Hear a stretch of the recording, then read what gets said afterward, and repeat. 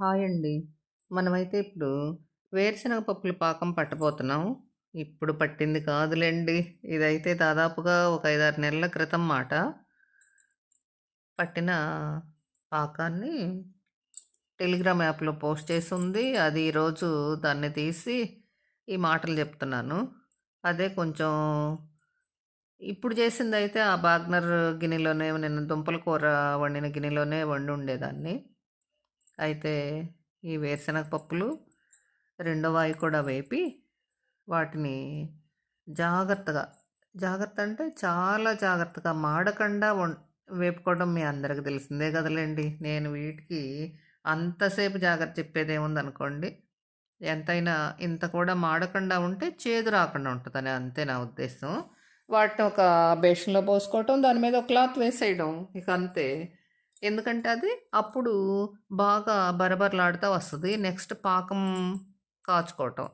మీకు తెలుసు కదా! నేనైతే ఒక రాత్రే ఒక దానిలో వేసుంచి బెల్లం ఒక గిన్నెలో నానబెట్టుంచి దాన్ని పాకానికి సిద్ధం చేసుకుంటాను. వడపోసి చేసిన పాకంలో 4 యాలకులు వేసేసి, నాలుగో, ఐదో, ఆరో మన ఇష్టం. మనం తినే ఫ్లేవర్‌ని బట్టనమాట. ఆ స్మెల్ భరించగలిగిన మట్టుకు. కొంతమందికైతే అస్సలు యాలకుల వాసనే ఇష్టం ఉండదంటారు. రోట్లో ఏసి ఇలా గిరగిరా తిప్పేయండి.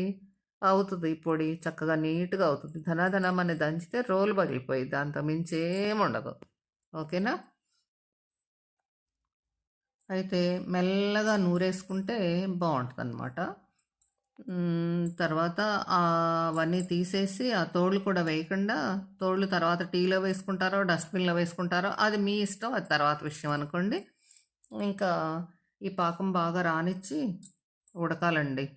గట్టిగా ఉడకాలి. అదిగో ఆ పొడంతా చక్కగా అలా నలిపి వేసేసుకోండి.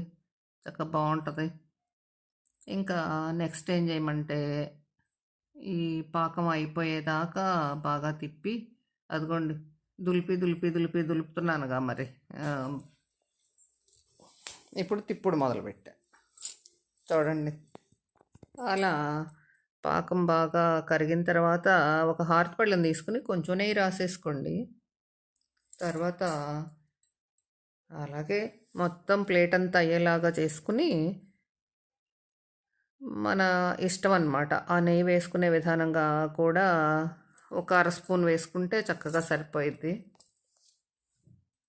ఈ వినేవాళ్ళలో ఎంతమంది ఎక్స్‌పర్ట్‌లు ఉన్నారో నన్ను ఎక్కిరించడానికి. కదా! సరేనా? ఇంకా వెక్కిరిస్తే వెక్కిరిచ్చారులెండి. అది తర్వాత విషయం. కానీ ఈ చేసే పద్ధతిలో చేస్తే మాత్రం హ్మ్, చాలా బాగా వస్తదనమాట. కుదరని వాళ్ళు కూడా ఉంటారు కదా! అదిగోండి. అలా సుద్దలాగా రానిచ్చి ఇంకా కొంచెం మెత్తగా ఉందనమాట. అలా కాకుండా గట్టిగా కణేల్ పాకం ఉంటది చూసారా? అంత గట్టిగా రానిచ్చి ఈ పప్పులన్నీ చక్కగా నలిపేసి పొట్టు లేకుండా చేసుకోవాలి. ఇంకా అదిగో కొంచెం నీళ్ళల్లో మళ్ళా పాకం వేసి చూసి అది రెడీ అయిందో లేదో చూసుకోవటం. ఉండగా వచ్చిన తర్వాత అదిగోండి చూడండి శుద్ధలాగా అలా చక్కగా మన తుమ్మ జిగురు ఉంటుంది చూసారా? రౌండ్‌గా ఉండే తుమ్మ జిగురు. ఈ రోజుల్లో పిల్లలకి తుమ్మంక తెలీదు కదా! తుమ్మ చెట్లని ఒకటి ఉండేయండి. ఆ తుమ్మ చెట్ల దగ్గర ఇలాగే వస్తది తుమ్మంక. చక్కగా గట్టిగా వస్తదనమాట. అలా రానివ్వాలి దీన్ని.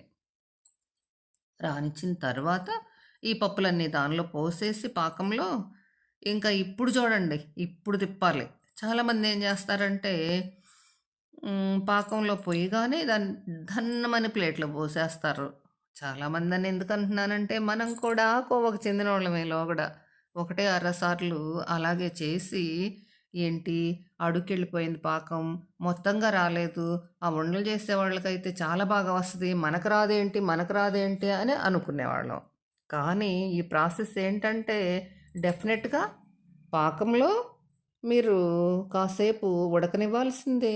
అప్పుడే బాగా వస్తదనమాట. ఉడికించిన తర్వాత చూడండి ఎంతసేపంటే అది మళ్ళా బుడగలొచ్చే అంతసేపు.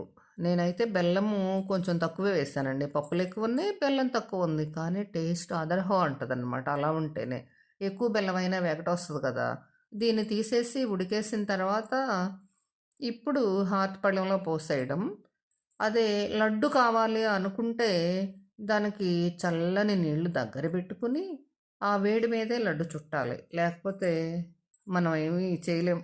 అప్పుడు రావు చేతులు ధన ధనమని చర్రమంటదనమాట. తలకెక్కే అంత వేడుంటది. అందువలన ఎందుకులే అచ్చు పోసుకుందాం అనుకుంటే పర్లేదు. కానీ లడ్డే కావాలి అనుకున్న వాళ్ళు మాత్రం కూల్ వాటర్ దగ్గర పెట్టుకుని గబగబ గబగబా చేసేసేయండి. ఫ్యాన్ కింద పెట్టుకుని చేసుకోండి. బాగా వస్తది. మన పాకం ఎలా ఉందో చూడండి. ఇలాగే ట్రై చేయండి. మీ అందరూ కూడా నిజమే.